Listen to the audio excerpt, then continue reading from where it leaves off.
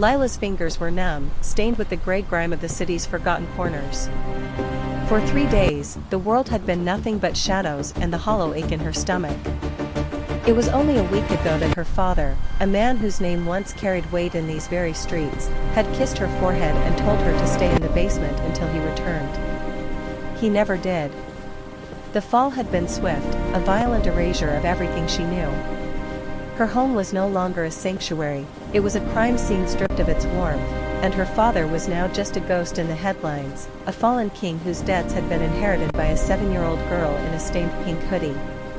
She moved through the narrow gaps between buildings, her heavy backpack scraping against the brick. Every time a car slowed down, her heart hammered against her ribs like a trapped bird. She knew the men who were hunting her.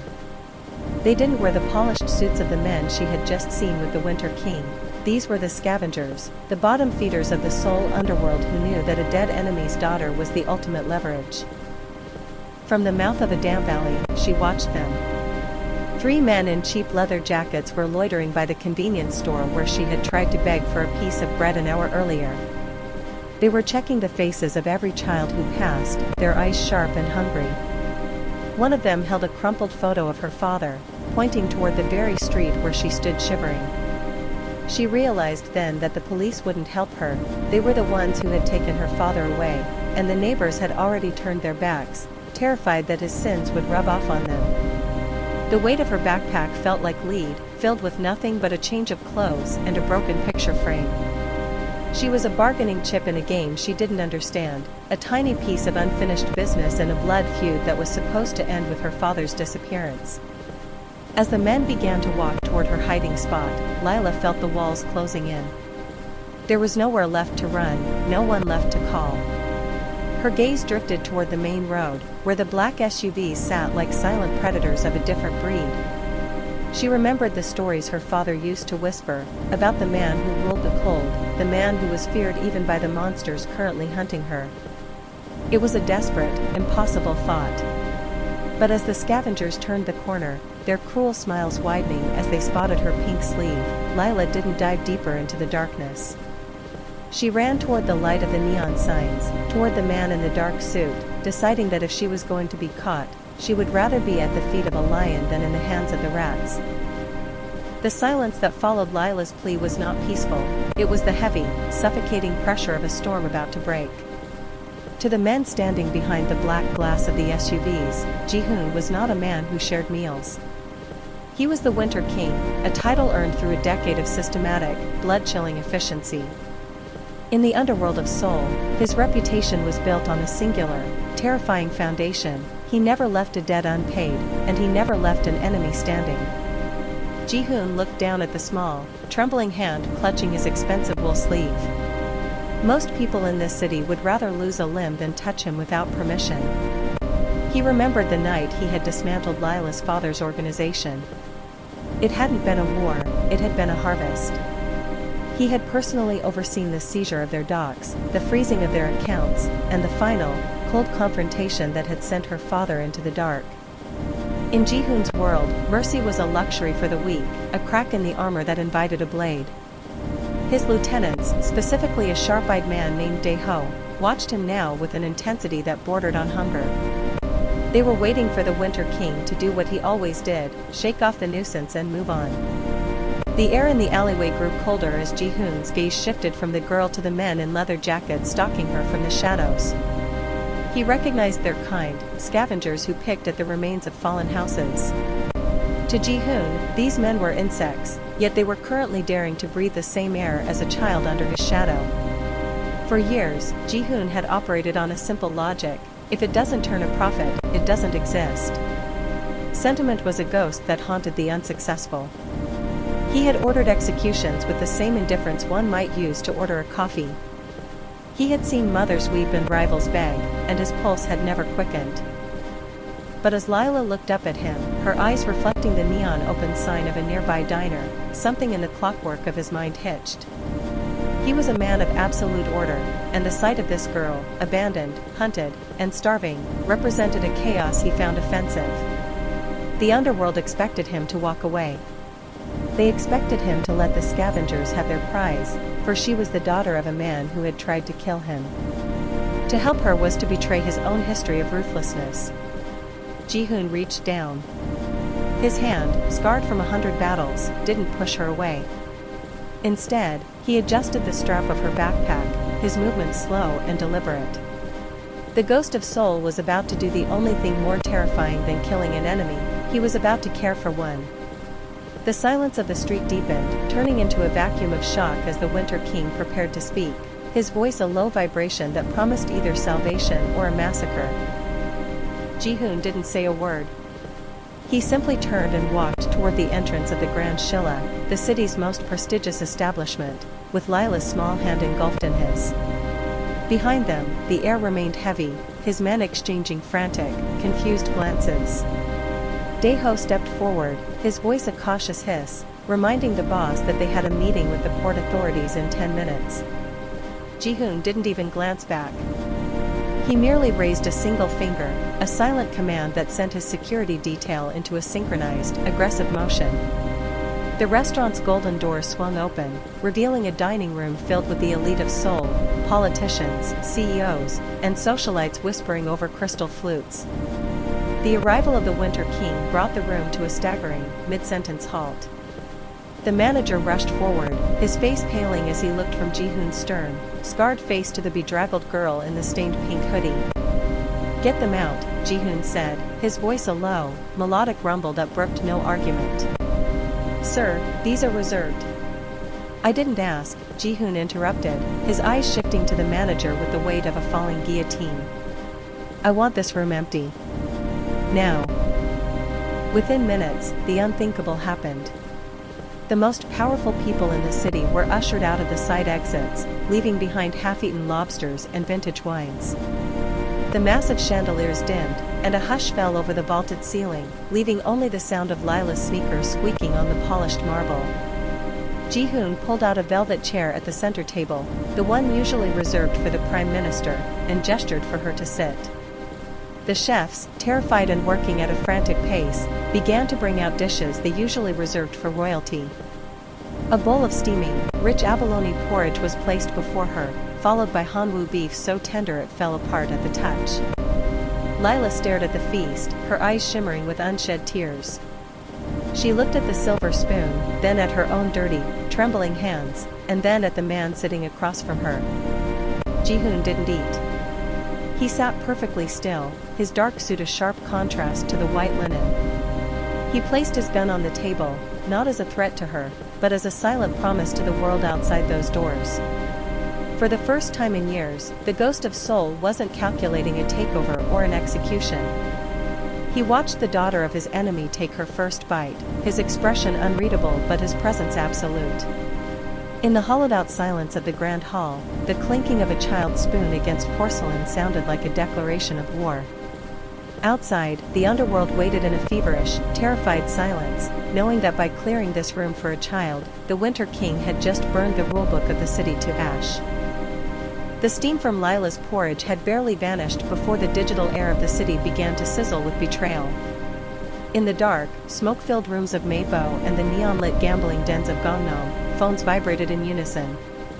Images captured by trembling waiters and fleeing socialites circulated through encrypted channels, photos of the Winter King, the man who had never blinked at a massacre, carefully cutting a piece of steak for a child in a stained pink hoodie. To the common citizen, it was a miracle. To the underworld, it was a blood-red flag of vulnerability. In a windowless basement beneath the Han River, the city's secondary powers gathered. These were the men who had lived in Ji-hoon's shadow for a decade, suppressed by his ironclad logic and his refusal to let emotion dictate business. Among them stood Park, a rival whose family had been decimated during Ji-hoon's rise. He stared at the grainy photo of the five-star restaurant's empty dining hall and let out a cold, rasping laugh. To these men, the most dangerous dinner wasn't a show of power, it was a lapse in judgment. They saw a predator who had finally grown old and soft enough to let a lamb lead him by the hand. The whispers grew into a cacophony of dissent. If the Winter King could be moved by the daughter of an enemy, what else was he hiding? If he was willing to clear a room for a 7-year-old, perhaps he no longer had the stomach to clear a room of his rivals. The balance of power and soul had always rested on the belief that Ji-hoon was a machine of pure, unfeeling calculation. By showing Lila mercy, he had humanized himself, and in the Mafia, to be human is to be killable. While Lila finished her meal in the unnatural quiet of the Shilla, the gears of a coup began to turn. Dae-ho, Ji-hoon's own right hand, stood by the restaurant's exit, watching his boss through the glass. His jaw was tight, his hand resting on the hilt of a concealed blade. He had been with Ji-hoon since the beginning, but he had signed up to follow a ghost, not a guardian. He saw the way the other men were looking at each other, the subtle nods, the checking of firearms. The Winter King had just handed his enemies the one weapon they never thought they'd have, a target they could use to break him. The feast was over, and as the sun began to dip below the skyline, the shadows of Seoul grew long and jagged, reaching out for the man who had dared to choose a side worth fighting for. The heavy silence of the restaurant was broken not by a gunshot, but by the soft, rhythmic coughing of a child who had seen too much winter. Ji-hoon watched Lila push away her gold-rimmed plate, her small face suddenly turning a ghostly shade of gray. When she reached into her pink hoodie, she didn't pull out a toy or a trinket, but a crumpled plastic bag filled with half-empty blister packs of cheap, generic medication. "For my mama," she whispered, her voice trembling as she smoothed out the wrinkled plastic. "She gets very hot and won't wake up.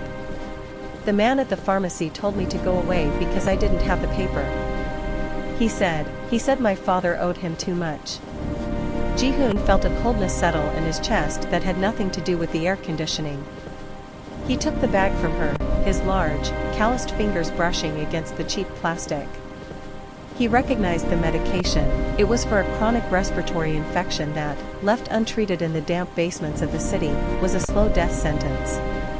He looked at Lila, really looked at her, and saw the desperation that had driven a 7-year-old to approach a monster. She hadn't chosen him because she was brave, she had chosen him because she was out of options. Every decent person in her life, the pharmacist, the neighbors, the teachers, had looked at her father's sins and decided the child was not worth the risk.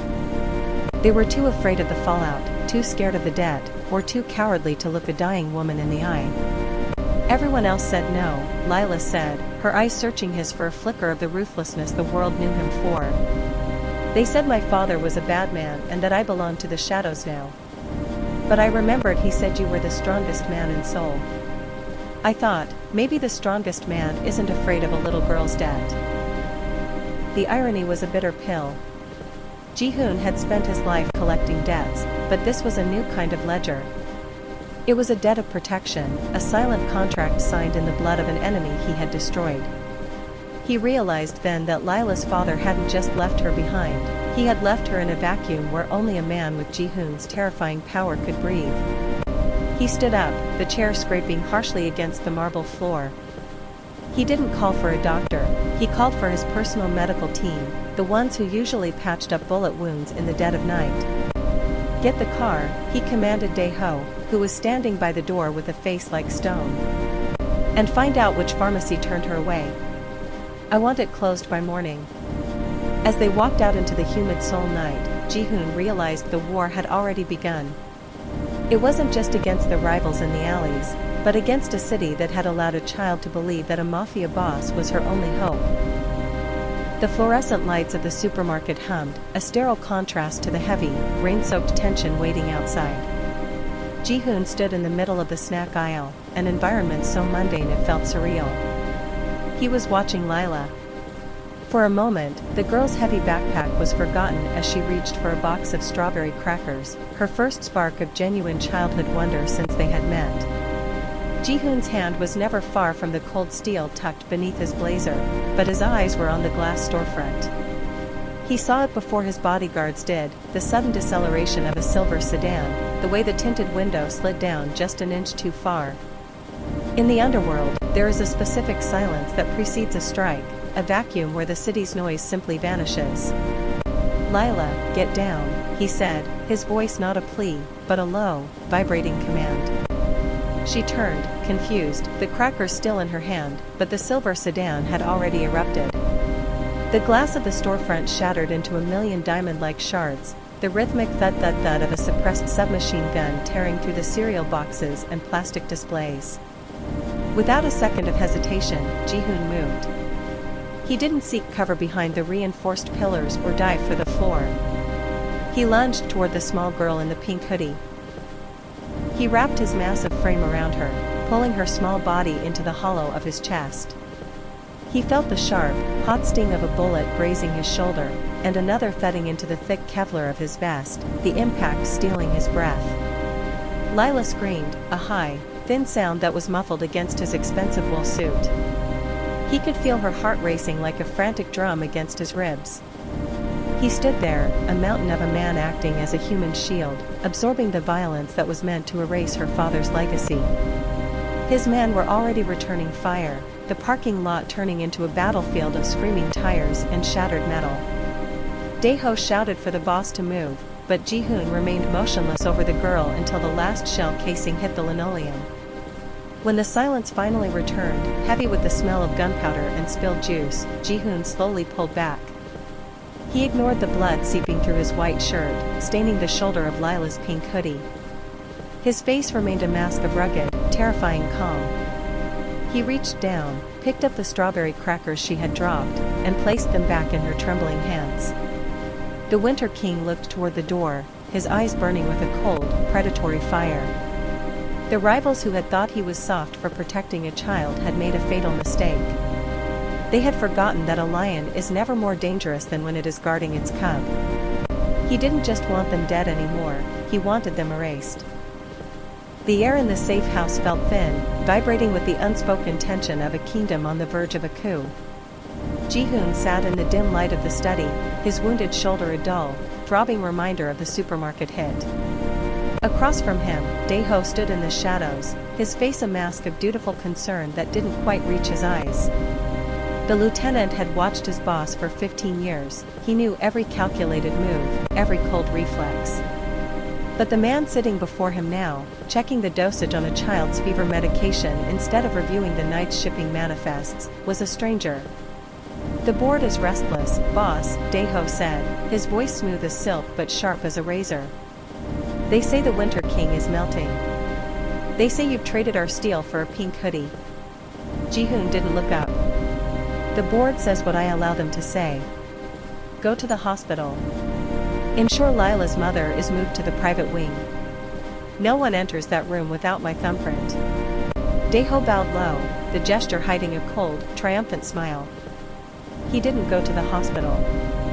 He knew that Ji-hoon's greatest strength had always been his predictability, his absolute adherence to logic. By caring for the girl, Ji-hoon had given the underworld a map to his heart.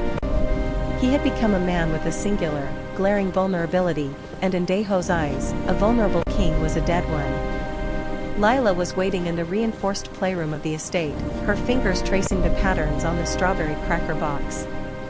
She looked up as the door opened, expecting the rugged man with the kind, tired eyes. Instead, she saw Dae-ho. He didn't look like a monster, he looked like a professional. He knelt before her, offering a small, practiced smile that felt as cold as the rain outside. "The boss sent me, Lila," he lied, his voice soothing and hollow.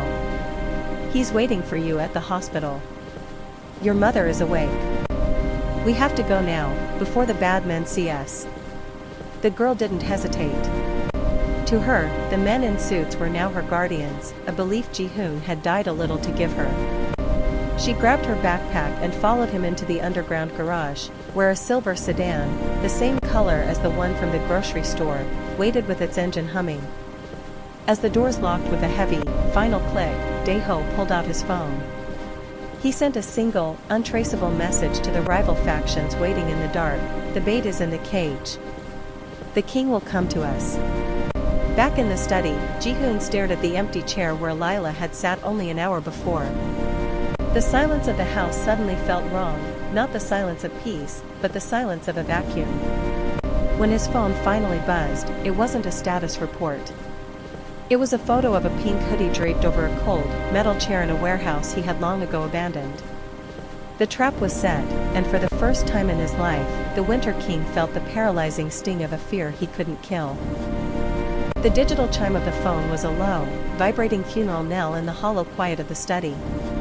Ji-hoon stared at the screen, the blue light reflecting in eyes that had become as hard as obsidian. The image was grainy, but the details were unmistakable. Lila's pink hoodie, the one he had just seen her wearing, was crumpled on a cold, concrete floor next to her small, empty backpack. Below the photo, 7 simple words appeared in a text message that stripped away the last of his composure.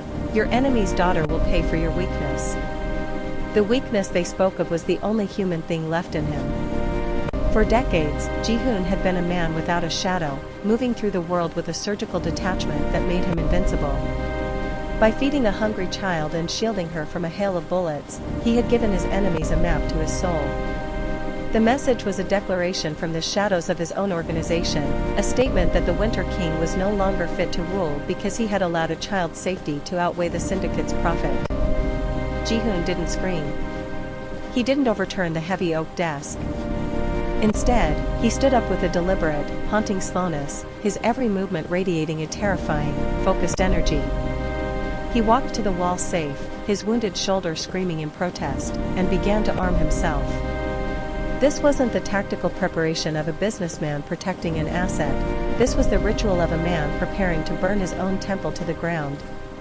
He realized now that the ghost of Seoul had been a mask. The underworld thought they were punishing him by taking the girl, but they had actually done something far more dangerous. They had removed the only thing keeping his inner monster in check. Lila was the daughter of an enemy, yet in her eyes, he had seen a reflection of a life he had long ago forfeited. By threatening her, they hadn't just targeted a child, they had attempted to extinguish the only light he had ever dared to look at. As he stepped out into the hallway, his remaining loyalists stood gathered, their faces pale as they looked at the boss. They didn't see a man weakened by emotion. They saw a man who had finally found a reason to stop holding back. Ji-hoon looked at the phone one last time, the 7 words burning into his mind like a brand. They thought she was his weakness. They were about to find out she was the only reason he had been letting them live. Fuel the cars, he said, his voice a jagged whisper that promised a night of reckoning. We aren't going to a meeting. We're going to a massacre. The rain had turned into a torrential downpour, washing the neon glow of Seoul into a blurred smear of red and blue. Ji-hoon didn't use a silencer. He didn't use the shadows. He arrived at the warehouse district like a force of nature, his lead SUV smashing through the reinforced steel gates without slowing down.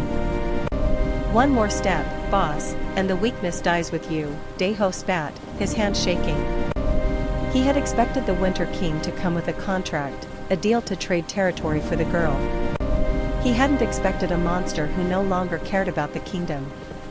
Ji-hoon stopped. He lowered his weapon, but he didn't look defeated. He looked like a predator who had finally cornered its prey. You think she is my weakness, Dae-ho? Ji-hoon's voice was a low, terrifying growl that vibrated in the floorboards. Look at this room. Look at your men. I have burned everything I own to get to this door. She isn't my weakness. She is the only thing that made me want to be a man instead of a ghost. And you just taught me that the ghost is much better at killing.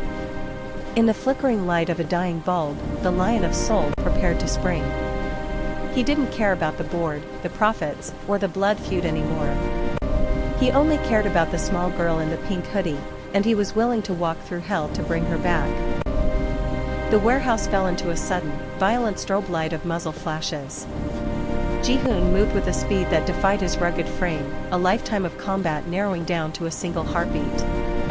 Before Dae-ho could pull the trigger, a heavy caliber round from Ji-hoon's loyal backup shattered the lieutenant's shoulder, sending his weapon skittering across the oil-stained floor. Ji-hoon was there in an instant, not to deliver a finishing blow to his traitorous brother-in-arms, but to shield Lila from the falling debris. He scooped her up, tucking her head against his neck as the remaining defectors realized the Winter King hadn't come to reclaim his throne, he had come to burn it down. As the sirens finally began to wail in the distance, Ji-hoon didn't wait for the aftermath. He walked out of the smoking ruins of his empire, carrying the small girl in the pink hoodie through a gauntlet of bowing men and flickering neon. He didn't look back at the millions of dollars in burning assets or the shattered remains of the syndicate that had been his life's work. To the underworld, he was a man who had lost everything. To Lila, he was the man who had kept his promise. They arrived at the hospital as the first fingers of dawn touched the Seoul skyline. The private wing was a fortress of white light and sterile peace. Ji-hoon, his suit torn and stained with the soot of his own kingdom, stood at the foot of the bed where Lila's mother lay. She was awake, her breathing stabilized by the team of world-class doctors Ji-hoon had summoned. When Lila ran to her, a small blur of pink and tears, the room seemed to exhale a decade of held breath. The warehouse fell into a sudden, violent strobe light of muzzle flashes. Ji-hoon moved with a speed that defied his rugged frame, a lifetime of combat narrowing down to a single heartbeat. Before Dae-ho could pull the trigger, a heavy caliber round from Ji-hoon's loyal backup shattered the lieutenant's shoulder, sending his weapon skittering across the oil-stained floor. Ji-hoon was there in an instant, not to deliver a finishing blow to his traitorous brother-in-arms, but to shield Lila from the falling debris. He scooped her up, tucking her head against his neck as the remaining defectors realized the Winter King hadn't come to reclaim his throne, he had come to burn it down. As the sirens finally began to wail in the distance, Ji-hoon didn't wait for the aftermath. He walked out of the smoking ruins of his empire, carrying the small girl in the pink hoodie through a gauntlet of bowing men and flickering neon. He didn't look back at the millions of dollars in burning assets or the shattered remains of the syndicate that had been his life's work. To the underworld, he was a man who had lost everything. To Lila, he was the man who had kept his promise. They arrived at the hospital as the first fingers of dawn touched the Seoul skyline. The private wing was a fortress of white light and sterile peace.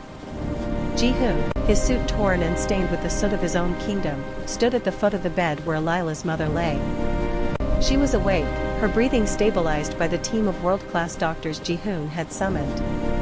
When Lila ran to her, a small blur of pink and tears, the room seemed to exhale a decade of held breath.